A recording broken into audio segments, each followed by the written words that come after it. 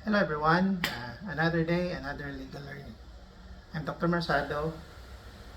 Today, kaigsoon ng mga maestro maestra, simple common term na usual madungog din nila.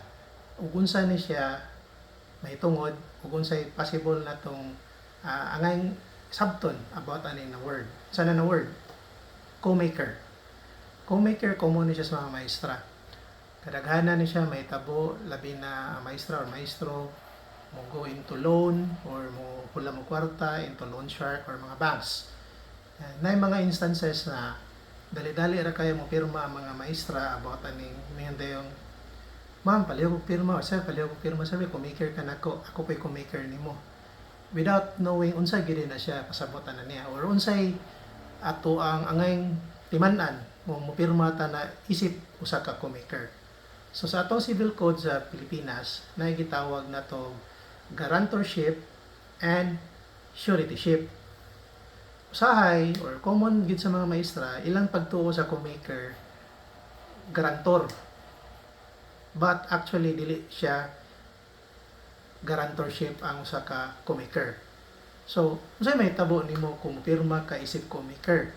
According to the civil code, ang co-maker is equivalent to suretyship, meaning or surety, meaning if ang usa ka principal na nangutang or ningkuha og loan wa kabayad, ang iyang gilunan or ang bangko or maybe ang loan shark na nagpahulam niya kwarta, pwede ra yun kayong instead mo gukod sa iyang principal na borrower, ikaw as co-maker pwede ka niyang panilngon ura-urada or panilngon dayon sa supposed to be bayrananan sa principal na imuhang gipirmahan isip co-maker. Nga naman, ang co-maker pareha siya surety, meaning you can be held solidary liable.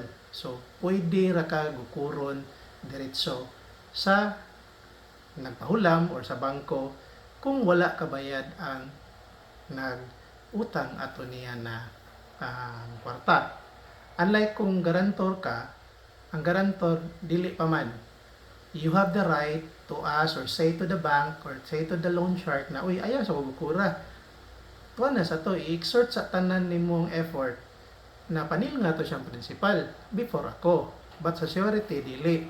Kaya naman, mo man na siya definition sa surety or sa co-maker na namirma ta na. So, ning allow tas tong kaugalingon, kung di kay kabayad ang ato ang principal or usahay gay di ta kaila ato basta kay muralag maiunan tong ngaong pirma ra ta dayon nga day wa siya kabayad o nilarga siya laing lasod, wa siya kabilin sa bayranan, pwede yung kang panilngon garitso sa bangko or sa giutangan ninyo atong time, even though kay tungod lang sa imong kaluoy or kay ikaw ni pirma ka, but mo na we need to know na being a co-maker is not a guarantor, but you are considered as surety. So, unsa may pwede na tong mahimo kung in kaso manggani na inana ang mahitabo. So, una, bantay ta kung co-maker galita, una itong hununaon na pwede ra kita paningon sa atong mga kana sa principal or sa not principal sa bangko or sa loan shark na nagpahulam na to. So again, mga kaguro, mga teachers, or labi na itong mga wapagid kayo na sweeto about mga loan, labi na mga bagong maestra na to, be careful. So, yung kay co-maker, sigurado agad na kanang imong gipirmahan kaila ka, o sigurado agad na kanang imong gipirmahan isip co-maker ka, kay bawdyo ka na mubayad yun na siya sa iyang gilon. Kay basig niya, madamlag, tingala ka na kay kuan, na kay kanang maybe supina or na kay legal demand letter na ika na ipabayron sa principal. Na wagay ka kasuway yung dawat bisag 5 o wagay ka kapahimo sa gilon na kwarta.